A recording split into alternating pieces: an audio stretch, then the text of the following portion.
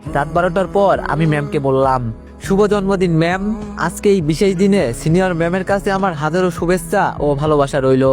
আপনি শুধু আমার ম্যাম নন, আপনি আমার অনুপ্রেরণা, আমার জীবনের সেই আলো যার ছায়ায় আমি শীতলতা খুঁজি। আপনার হাসি আমার দিনগুলোকে করে তোলে আরো রঙিনময়, আর আপনার কথা আমাকে দেয় স্বপ্নের নতুন পাখা। আজকের জন্মদিনে আপনার জন্য আমার হৃদয় থেকে একটাই কামনা, আপনার জীবন হোক শান্তির, সফলতা আর অবিরাম সুখে ভরা। আপনার প্রতিটা স্বপ্ন পূরণ হোক, আর আপনি থাকেন সর্বদা হাসি খুশি, সুস্থ ও সুন্দর। আবারও আমার অন্তরের গভীর থেকে শুভ জন্মদিন।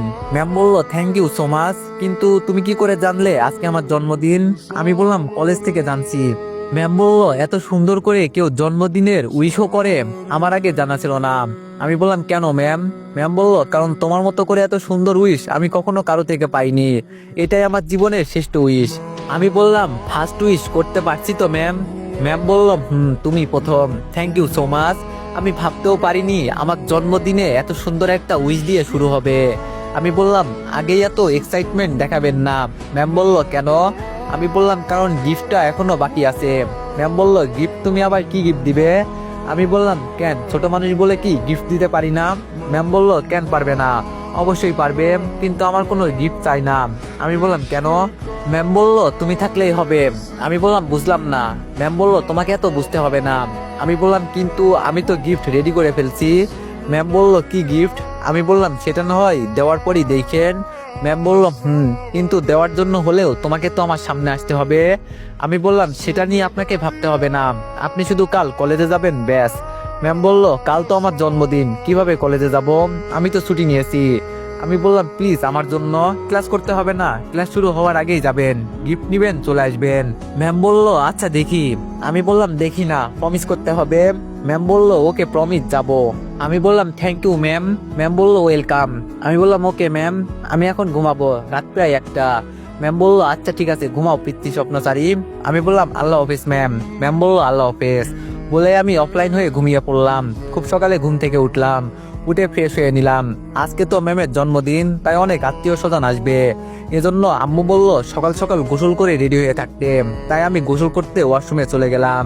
এইদিকে দরজায় কলিং বেল বাজতেই আম্মু গিয়ে দরজা খুলে দিল আর বলল, আরে পড়ি যে, তুমি তো আমাদের বাসায় আসোই না মা। ম্যাম বলল, সময় পাই না আন্টি, জানেন তো সকালে উঠে কলেজে যাই। আম্মু বলল, জানি, তা ভিতরে আসো মা। ম্যাম বলল, না আন্টি, যাব না, রাকিব আছে। আম্মু বলল, আছে মা, আসো। তারপর ম্যাম ভিতরে আসলেন। ম্যামকে আমার আম্মু আমার রুম দেখিয়ে দিয়ে বললেন, রাকিব ওই রুমে আছে, যাও মা। ম্যাম আসতে না চাইলেও আম্মু জোর করে পাঠিয়ে দিলেন। ম্যাম আমার রুমে উকি দিলেন। তারপর কাউকে দেখতে না পেয়ে আম্মুকে বললেন, আন্টি রাকিব তো রুমে নেই। আম্মু বলল, হয়তো ওয়াশরুমে গেছে, তুমিও রুমে বসো। ম্যাম বলল, ওকে। আর এইদিকে আমি মজা করে গোসল করতেছি। আর 5 মিনিট পর টাওয়াল পরে শাহরুখ খানের কুসকুস হোতা হে গান বলতে বলতে বের হলাম। কিন্তু সামনে ম্যামকে দেখেই চোখ আমার কপালে উঠলো। তখন আর পুরো গান বের হলো না। ম্যামকে দেখেই মুখ থেকে বের হয়ে আসছে শুধু কুসকুস কুকু। ম্যাম আমাকে দেখা মাত্রই চিৎকার দিল। আমি দৌড়ে গিয়ে ম্যামের মুখ চেপে ধরলাম, আর চেপে ধরা অবস্থায় বললাম, আরে ম্যাম কি করছেন, এটা আমার রুম, আম্মু উল্টাপাল্টা ভাববে, চুপ করেন প্লিজ, আমি মুখ ছেড়ে দিচ্ছি। বলেই আমি মুখ ছেড়ে দিলাম। তখন ম্যাম শ্বাস নিতে লাগলো আর হাঁপাতে হাঁপাতে বলল, তুমি প্লিজ চেঞ্জ করে আসো। আমি বললাম, ও হ্যাঁ। বলেই আমি ওয়ার্ড্রপ থেকে কাপড় নিয়ে আবার ওয়াশরুমে গিয়ে দরজা লাগিয়ে দিলাম। আর মনে মনে ভাবলাম, আচ্ছা ম্যাম আমার রুমে কি করে, আবার কোনো সন্দেহ করলো না তো? সে যাই করুক, আবার আমার মান সম্মান ফ্রিতে নিলাম হয়ে গেল, ধুর। তারপর প্যান্ট আর গায়ে গেঞ্জি পরে ওয়াশরুম থেকে বেরিয়ে এলাম। এখনো আমার অনেক লজ্জা লাগতেছে। কিছুক্ষণ পর আমি ম্যামকে বললাম, ম্যাম এত সকালে আপনি আমার রুমে? ম্যাম বলল, তোমার কাছে একটা কাজ আছে। আমি বললাম, কি কাজ ম্যাম? ম্যাম বলল, আমার সাথে একটু কলেজে যেতে হবে। আমি বললাম, কি বলেন এখন? তো এভরিওয়ান, তোমরা যারা সিনিয়র ম্যাম গল্পটি টিকটক থেকে শুনতাছো, তোমরা চাইলে আমার ইউটিউব থেকে দেখে আসতে পারো। আমার ইউটিউব চ্যানেলের নাম ভয়েস অফ দীপু অফিসিয়াল। আর আমার ইউটিউব চ্যানেলের লিংক টিকটক আইডির বায়োতে দেওয়া আছে। আর না হলে তোমরা ফেসবুক থেকেও দেখতে পারো, ফেসবুক পেজের নাম ভয়েস অফ দীপু অফিসিয়াল। তো ওখান থেকে দেখলে তোমাদের একটু সুবিধা হবে। তো যাও, তোমরা গিয়ে দেখে আসো। ম্যাম বলল, এখনই চলো, যাবো আর আসবো। আমি বললাম, তা না হয় যাবো, কিন্তু কেন যাবেন? ম্যাম বলল, আরে তোমাকে সেই দিন বললাম না, একটা ছেলে আমাকে মেসেজ করে তোমাদের ব্যাচের, সে কেমনে জানতে পারছে আজকে আমার বার্থডে, তাই কলেজে গিফট দিবে। আমি বললাম, ও আচ্ছা, না জানার ভান করে। ম্যাম বললো চলো। আমি বললাম ওকে ম্যাম চলেন। ফোনটা সুইচ অফ করলাম, তারপর ম্যামের সাথে বের হলাম, একটা রিক্সা নিলাম। আজকে আর ওই ভুলটা করলাম না, ম্যামের একটু কাছাকাছি বসলাম। সকালটা আমার এভাবে শুরু হবে ভাবতে পারিনি। পরক্ষণেই আবার ওয়াশরুমের কথা মনে হলো, তাই আমি ম্যামকে বললাম ম্যাম। ম্যাম বলল বলো। আমি বললাম আপনি আমার রুমে তখন কিছু দেখেননি তো তাই না? ম্যাম বলল সত্যি বলবো? আমি বললাম অবশ্যই। ম্যাম বলল সত্যি বলতে আমি সবকিছুই দেখে ফেলেছি। বলেই ম্যাম অট্টহাসিতে মেতে উঠলেন। আমি মাথায় হাত দিয়ে বললাম হাই হাই, এখন আমার কি হবে? আমাকে কে বিয়ে করবে? ম্যাম আমার কথা শুনে আরো বেশি হাসতে লাগলো। হাসলে যে ম্যামকে এত সুন্দর লাগে আগে জানতাম না। আবার ক্রাশ খেলাম ম্যামকে দেখে। কিছুক্ষণ পর কলেজে পৌঁছে গেলাম। ম্যাম আমাকে বলল তুমি এখানে থাকো, আমি ভিতর থেকে একটু আসছি। আমি বললাম ওকে ম্যাম, কিন্তু তাড়াতাড়ি আসবেন। ম্যাম বলল ওকে। আর শোনো। আমি বললাম কি ম্যাম? ম্যাম বলল এখানে তুমি একটু আশেপাশে নজর দিও তো, যদি তোমার কোনো ব্যাচমেট দেখতে পাও আমাকে জানাবে। আমি একটু মুচকি হেসে উত্তর দিলাম ওকে ম্যাম। বলেই ম্যাম চলে গেলেন ভিতরে। আমি মনে মনে বলছি ম্যাম আমার ব্যাচমেট কেন, এখন একটা কাকপক্ষীও আসবে না। যাই হোক, ম্যাম যাওয়ার পর আমি ফোনটা সুইচ অন করলাম। অন করার সাথে সাথে আমি ম্যামকে এসএমএস দিলাম। আমি বললাম কলেজে গেছেন ম্যাম? ম্যাম একটু পর রিপ্লাই দিলেন আছি তো, তুমি কই? আমি বললাম আমার চিন্তা বাদ দিন, ওখানে ওয়াচম্যান দেখতে পাবেন, তার কাছে গিয়ে বলবেন চাবি। ম্যাম বলল ওকে। ম্যাম ওয়াচম্যানের কাছে যেতেই উনি বলে উঠলেন আসসালামু আলাইকুম ম্যাডাম। ম্যাম বলল ওয়ালাইকুম আসসালাম, চাবি? চাচা বলল ও আপনি সেই, ওকে এই নেন চাবি। ম্যাম বলল এটা আপনাকে কে দিতে বলেছে, তাকে দেখছেন? চাচা বলল না ম্যাডাম, তার মুখ দেখিনি, মাস্ক পরা ছিল, তবে এই কলেজের ছাত্র মনে হলো। আমাকে কিছু টাকা আর এই চাবি দিয়ে বলল কাল একটা ম্যাডাম আসবে, ওকে দিয়ে দিতে। ম্যাম বলল ওকে। তারপর ম্যাম আবার মেসেজ করলো চাবি পাইছি। আমি বললাম চাবি দিয়ে তালা খুলে অডিটোরিয়াম রুমে যান। ম্যাম বলল ওকে। তারপর চাবি খুলে ম্যাম অডিটোরিয়াম রুমে প্রবেশ করলো। চারিদিকে অন্ধকার। ম্যাম এসএমএস করলো এখানে তো অনেক অন্ধকার।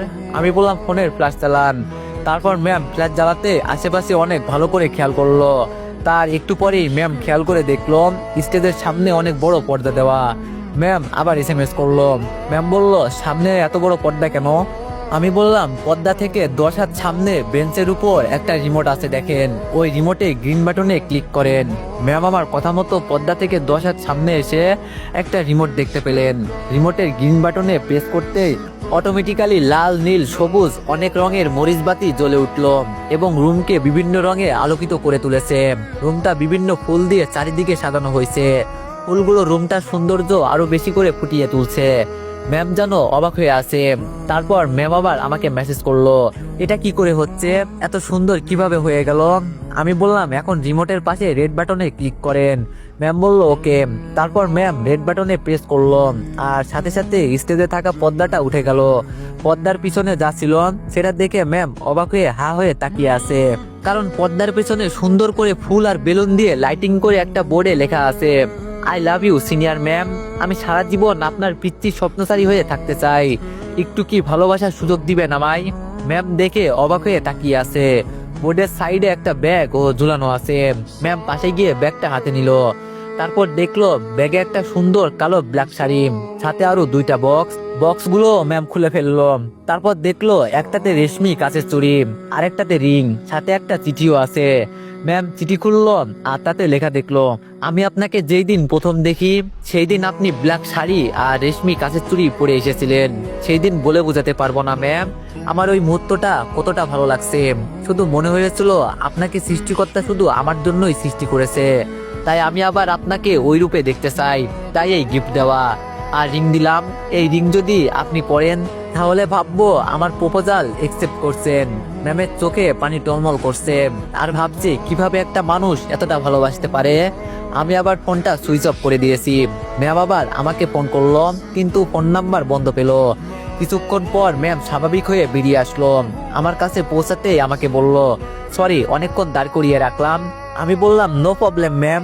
ম্যাম বলল আশেপাশে কি কাউকে দেখলা বা সন্দেহ হলো? আমি বললাম না ম্যাম, তেমন কেউ আসেনি। ম্যাম বলল ওকে চলো। তারপর একটা রিক্সা ডাক দিলাম, রিক্সায় বসে আছি, কিন্তু এখন ম্যামকে কেন জানি আনমনে লাগছে। তাহলে কি কোনো ভুল পদক্ষেপ নিলাম? কিছুক্ষণ পর আমি ম্যামকে জিজ্ঞেস করলাম ম্যাম কিছু হয়েছে? আনমনে থেকে চমকে উঠে আমাকে বলল কিছু বললে? আমি বললাম বলছি কিছু হয়েছে। ম্যাম বলল কই না তো। আমি বললাম গিফট পাইছেন? ম্যাম বলল আমি বললাম কি দিল, দেখতে পারি? ম্যাম বলল ওকে। বলেই ম্যাম শুধু শাড়িটাই দেখালো, আর কিছু বললো না বা দেখালো না। তারপর আমি বললাম অনেক সুন্দর শাড়িটা। ম্যাম বলল সত্যি অনেক সুন্দর। তারপর ম্যাম আবার চুপচাপ হয়ে গেলেন। একটু পর ম্যাম ফোন বের করে কল দিতে লাগলেন, কিন্তু ফোন বন্ধই পাচ্ছিলেন। এজন্য ম্যাম আরো বেশি বিরক্ত হচ্ছিলেন। বারবার ফোন দিতে আমি একটু আর চোখে স্ক্রিনে তাকিয়ে দেখি আমার পিচ্চি স্বপ্নচারীটার নাম সেভ করা ব্যক্তিকে কল দিচ্ছে, মানে আমাকেই। তাই মনে মনে বললাম সরি ম্যাম, ফোনটা আপনার সামনে ধরতে পারছি না। ম্যামের আনমনে থাকার কারণ মাত্র বুঝলাম। যাই হোক, একটু পরেই বাসায় চলে আসলাম। অবশ্য ম্যামই ভাড়া মিটালো। তারপর ম্যাম আমাকে ধন্যবাদ জানিয়ে ওনার ফ্ল্যাটে চলে গেলেন, আর আমিও আমার রুমে চলে আসলাম। সকাল থেকে কিছু খাইনি, তাই ফ্রেশ হয়ে সকালের খাবার খেয়ে নিলাম। তারপর ভাবলাম এখন ম্যাডামের সাথে একটু কথা বলি, তাও ওনার বিরক্ত ভাব কমবে। হাজার হোক আজকে ম্যামের জন্মদিন, তাকে হাসি খুশি রাখতেই হবে। তাই ফোন সুইচ অন করতেই পরিম্যামের আব্বু মানে আঙ্কেল এসে ডেকে গেল। তাই ফোনটা আমার বিছানায় রেখে আবার চলে গেলাম। তারপর আঙ্কেল বলল, রাকিব আজকে তো অনেক গেস্ট আসবে, যদি কাজে একটু হেল্প করতে অনেক উপকার হতো। আমি বললাম অবশ্যই আঙ্কেল, আপনি চিন্তা করবেন না, আমি আপনার পাশে আছি। আঙ্কেল বলল থ্যাংক ইউ বাবা। বলে আঙ্কেল আমাকে কাজ দেখিয়ে দিলেন। কাজের মাঝে কখন যে দুপুর গড়িয়ে বিকাল হয়েছে আমি বলতেও পারি না। বিকালে কাজ শেষ করে রুমে গিয়ে ফ্রেশ হয়ে নিলাম। শরীরটা অনেক ক্লান্ত লাগছে, তাই বিছানায় গায়ে দিয়ে দিতেই কখন যে ঘুম চলে আসছে জানি না। রাত 9টায়। তো এভরিওয়ান, গল্পটি কেমন হয়েছে সবাই একটু কমেন্টে জানাবেন। আর যদি গল্পটি ভালো লেগে থাকে তাহলে সবাই একটু বেশি বেশি লাইক আর কমেন্ট করে দিয়েন। ধন্যবাদ।